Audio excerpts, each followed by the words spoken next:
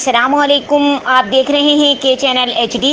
खबर शामिल करते हैं शेखुपुरा से हमारे बैरो चीफ ताहिर खान की रिपोर्ट के मुताबिक सरपरस्त आला इमाम बारगाह माई हाजन साहिबा चौधरी ज़फ़र इकबाल हंजरा मज़हर अब्बास हंजरा अंजुमन हैदरिया के ज़ेर एहतमाम 8 मुहर्रमुल हराम का जुलूस शहज़ादा अली अकबर अपने मजहबी अक़ीदत व एहतराम के साथ इमाम बारगाह माई हाजन साहिबा से बरामद हुआ। अपने मुकर्ररा रास्तों से होता हुआ इमाम बारगाह माई हाजन पर इख्तिताम पजीर हुआ।